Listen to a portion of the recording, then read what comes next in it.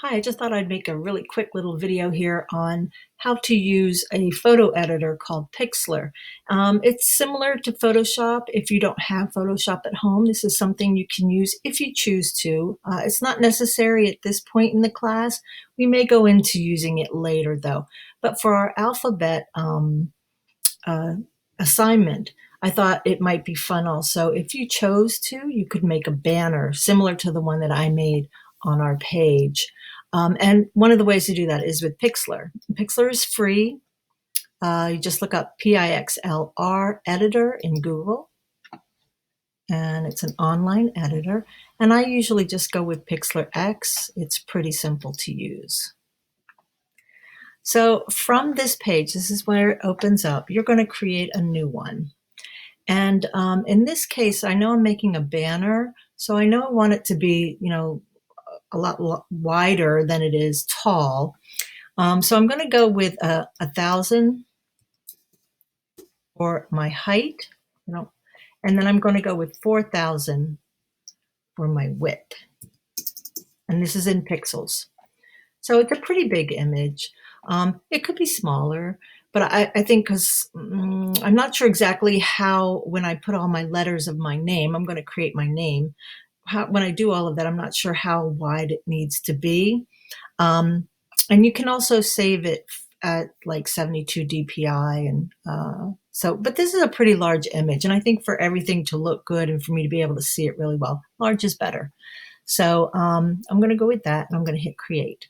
Now this made a blank background, so there's nothing in here. If you were to print this, there'd be nothing. This checkerboard is similar to the one in Photoshop where it's a layer that is empty. Okay, so but what we can do is fill it then. So oh, I didn't notice my thing here. I'm going to put me down here. Okay, so we need to fill it. And in order to do that, we're just going to use dragging and dropping. So if you have all your images, the JPEGs of your images on your desktop or on some hard drive, I have them on a portable hard drive here. And I'm just going to simply drag them in and then resize them. Okay, so I'm going to start with L, because my name is Laura. Drag and drop. And I'm going to add to current. We don't want to create a new one. So it comes in, it's much larger than the image that the size that we've set up. So when you click on it, you'll see that you have these handles, these squares on the side, that will resize things for you. So I'm just going to resize it to the size of my banner. So right about there. And then if you click and drag, you can move it over. So that's where I'm going to start, somewhere around there.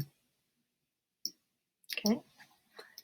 And if you click off it anywhere in your document, you'll see that the bounding box goes away. So next we're going to drag in the rest of the letters. So A is next. So I have mine. I have two A's in my name. So I have two different A's you'll see in here. A1 goes here, drag and drop, click, add to current. And this is a bigger image. So I'm going to click on it. Now you could lose it down here. You don't want to do that. So I'm going to drag it up here and put it next to it, bring it in from the top. And I usually try, and when I'm doing this kind of work, I try to bring it to an edge. So, and then just use the opposite corner handle to pull it in, something like that. And that works pretty well. Click on the outside here and it looks good.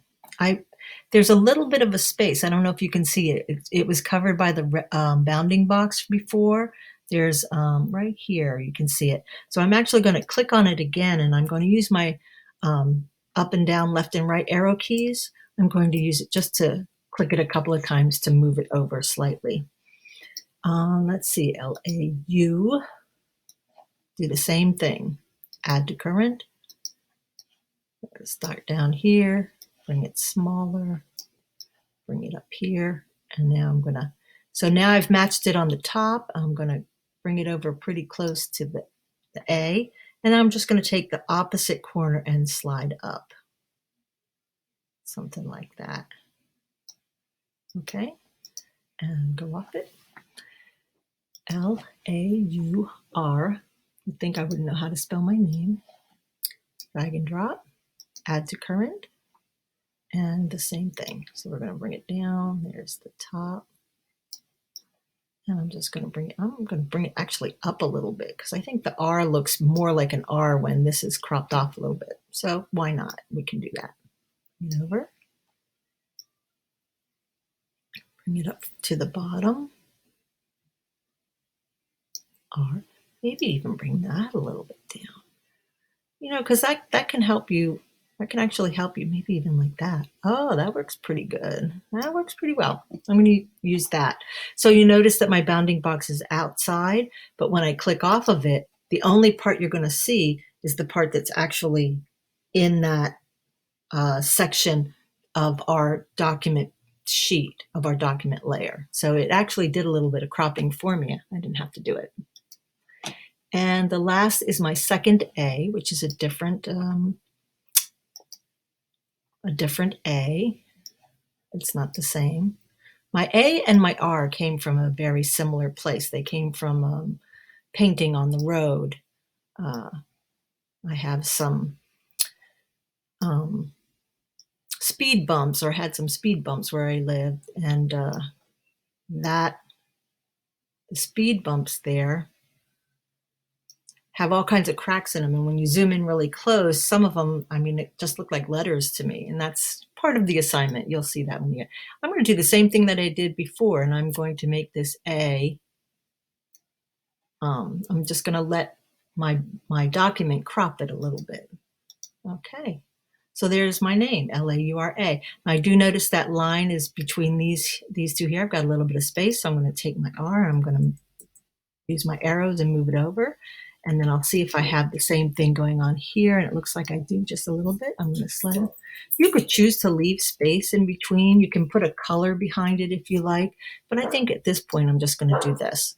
Now, I do have some space on this edge here, you'll see. So, because I didn't know exactly how much width I needed. So at this point, I'm going to go ahead and crop it a little bit. And the crop tools, you have a bunch of tools over here on the side. Sometimes they'll be in here. But if you come down here, let's see, this right here is the crop and rotate tool. So we're going to, I still have a line in that R. I'm going to move it over a little bit more. Let's see, move this over. Okay, there we go. That looks good. I'm going to use my crop tool. When I click on crop, you'll see that there's another bounding box around the whole image. And if you move these, you can actually move them in and out, and you can crop off. You see the grayed out area? That's the edge of your crop. So I'm going to take that grayed area right to the edge here. And then I'm going to press my enter button, and now I have a crop. So the only thing left to do here at this point is to go ahead and save it. So down in this corner, you'll see the word save. Click on save. And because I have an empty background, it came in as a PNG. I'm going to save it as a JPEG. And it can be a high quality JPEG, and that'll be fine. You want to title it, and I'm going to title this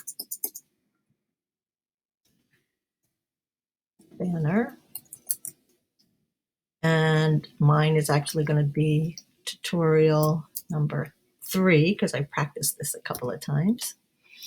And you're going to hit download. Now, where it's going to download is, it goes to your default download. In my case, it is my download folder. So if you want to change that, you can click here to find out how to do that. But for me right now, I think that's fine. I'm just going to close this, and it'll be in my download folder. So if I click here, there's my banner. This is it right here.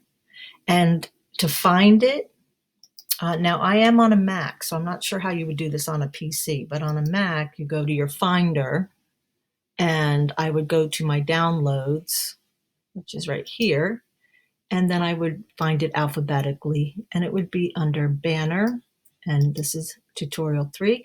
This is what I would drag and drop into Google Photos or into the Blackboard upload, and you could do that. Now, I do want your 5 images to be individually uploaded. So you would upload the L, the A, the U, the R, the A. Your name though, not my name. And you would upload each of those individually. But this is an option as a little bit of an extra to start working with Pixlr and start working with to see how the thing works, because we will probably be using that a little bit later. I haven't used it in this class before, but I usually am teaching in a classroom. So I think this might be a good option for us to do just a little bit of photo editing. So and it's free, so why not use it? Okay, that's it, and I will talk to you later.